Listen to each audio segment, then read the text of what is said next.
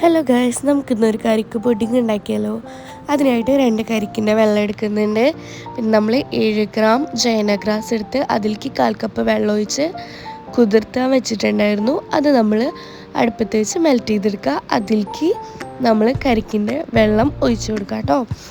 നല്ലോണം മിക്സ് ചെയ്യുക. അതിലേക്ക് 1/2 കപ്പ് പഞ്ചസാരയും കൂടി ഒഴിച്ചിട്ട് നമ്മൾ നല്ലോണം തിളച്ച് വരുമ്പോൾ അരിച്ചിട്ട് പാത്രത്തിലൊഴിച്ച് സെറ്റ് ചെയ്യാൻ വയ്ക്കുന്നുണ്ട്. കരിക്കിൻ്റെ കാമ്പെടുത്ത് 1/4 കപ്പ് പാലിൻ്റെ കൂടെ അടിച്ചെടുക്കുന്നുണ്ട്.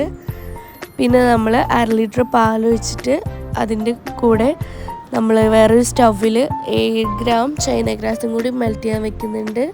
അത് മെൽറ്റായി വരുമ്പോൾ നമ്മൾ പാലിലേക്ക് ഒഴിച്ച് കൊടുത്തിട്ട് 2 ടേബിൾ സ്പൂൺ കണ്ടൻസ്ഡ് മിൽക്കും 1/2 കപ്പ് പഞ്ചസാരയും നേരത്തെ അരച്ച് വെച്ചിട്ടുള്ള കരിക്കിൻ്റെ മിക്സും കൂടി ഒഴിച്ച് നന്നായി മിക്സ് ചെയ്ത് അടുപ്പ് ഓഫ് ചെയ്യുക കേട്ടോ.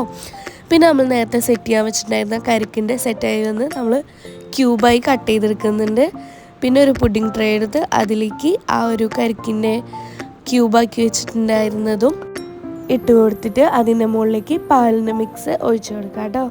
നമ്മൾ സെറ്റ് ചെയ്യാൻ വെക്കുന്നുണ്ട്. ഞാൻ അതിൻ്റെ മുകളിൽ ഡെക്കറേഷനായിട്ട് കുറച്ചും കൂടി ആ ഒരു കട്ട് ചെയ്ത് വെച്ചിട്ടുണ്ടായിരുന്ന ക്യൂബും പിന്നെ കുറച്ച് കരിക്കിൻ്റെ കഷ്ണങ്ങളും ഇട്ട് കൊടുത്തിട്ട് സെറ്റ് ചെയ്യുന്നുണ്ട്. 3 പാത്രത്തിൽ സെറ്റ് ചെയ്തെടുത്തിട്ടുണ്ട് കേട്ടോ.